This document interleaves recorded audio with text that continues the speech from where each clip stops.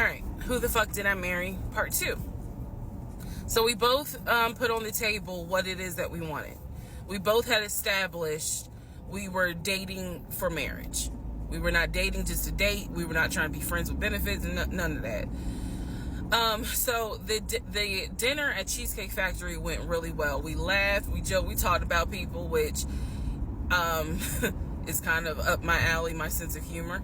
It was a good vibe. So at the end of the date, at the end of dinner, we sat in his car and he played this song for me by John Legend. I don't know the name of the song. By the time this video posts, I will put the name at the bottom. I can't remember the song. I just remember that John Legend was talking about, I think I met my wife tonight. And I thought it was a sign. So I was like, oh my God. So anyway, we ended up sitting in the car talking just about life and experiences until about midnight. So during this conversation, he again is telling me how it was, what it was like living in California, how he went out there. He went to San Diego State. He played football for San Diego State. He talked about how, he loved it out there, so he stayed. That's when he joined the company. And then he explained that he also did arena football, but only did it for about 2 or 3 years. He claims that while he was doing arena football, the team that he was on won a championship. But again, keep in mind, I don't know anything about arena football. So I was like, okay, I didn't know that they had championships. And he was like, he got a little offended, like, yeah, they got championships. And, he was on that team. So he talked to me about how he worked at Apple. He worked something in the IT area of Apple, but within the store. Again, it was one of those, it's like when I tell people I used to work at Amazon. I really wasn't paying much attention to it. Why? So we talked about all that. We talked deeply into what happened with the ex-wife. It's because I asked. He was not volunteering all this information. So in other words, I get very uncomfortable when men start talking about their ex a lot.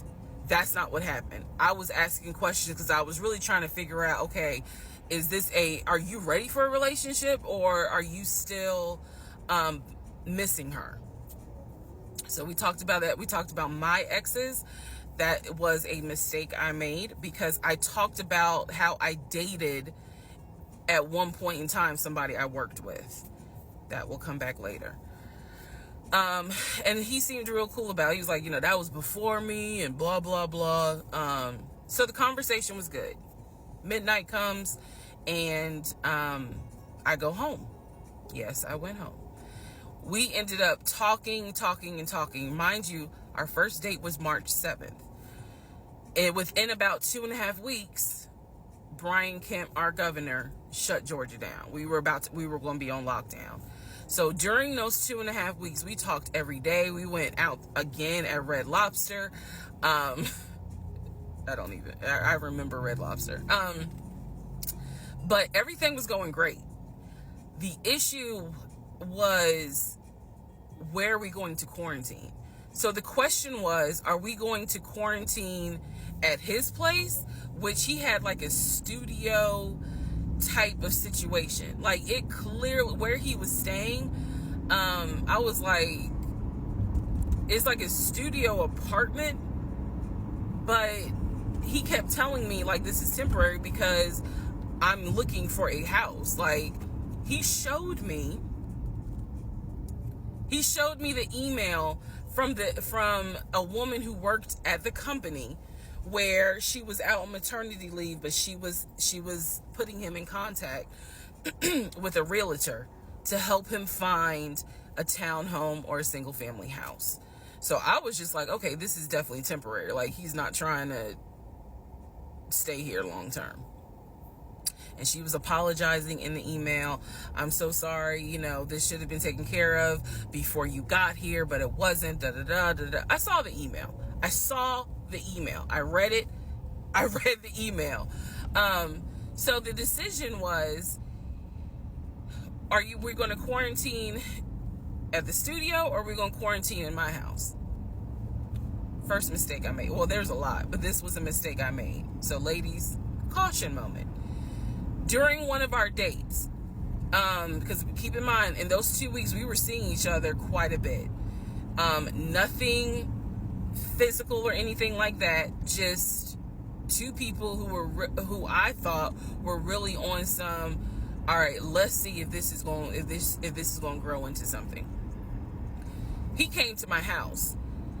When he came to my house, I had a 3-bedroom, 2.5-bath townhome. He was in the studio. Now, I'm telling you guys all of this in order of how it happened. So some things I'm probably going to insert what I was thinking and the mistake I made. Can I turn this off? No. Okay, I still need that. And I say that to say that I did not realize inviting him to my home probably made his eyes go, oh shit, she's a keeper. She got this 3-bedroom, 2.5-bath townhouse, and I'm in like a little studio. Yeah, let me go ahead and pursue this. What I need to do to quarantine here. The decision was made, quarantine at my house. So the state went on lockdown. He came and stayed with me in my home, and for the most part, in the initial beginning, it was fine. It was fine. The reason why I hesitate is because I grew up in the church. So for me, it was really like an internal struggle of, bruh, you always said you would never live with a guy unless he was your husband. And now you living with a dude and he ain't your husband. Like, it was a struggle for me because I knew better. And don't come for me. I'm just telling you the way I grew up. It was like that. It was not sitting right with me. But at the same time, I didn't want to quarantine by myself. I did not want to. So there we go. So he moved in. We talked about the bills. Let me clear something up that I said in the other video where I said he paid all the bills. He paid all the household bills. He did not pay my car payment, my cell phone, or my car insurance.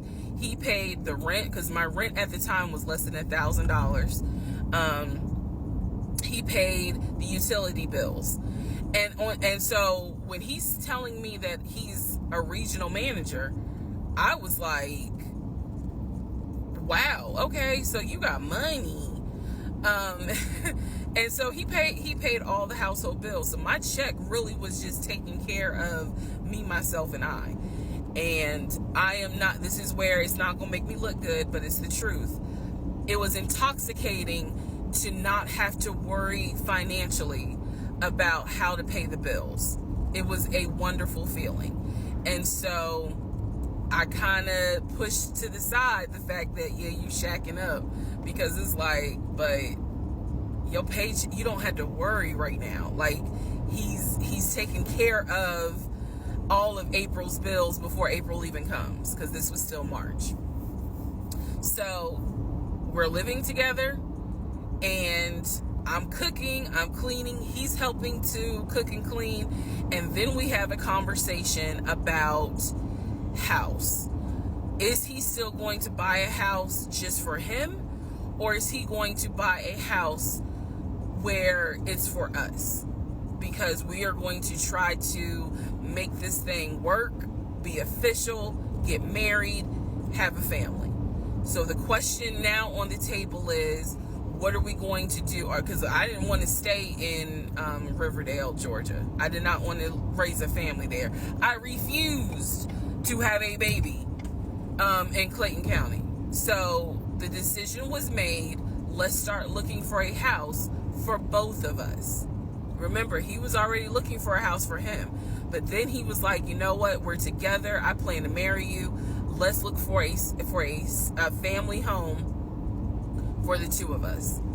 He was like, this is how much I was approved for. That's when he showed me the Chase paperwork. It was a letter stating that and it had the Chase emblem at the top. He showed me a letter stating that he was approved for $700.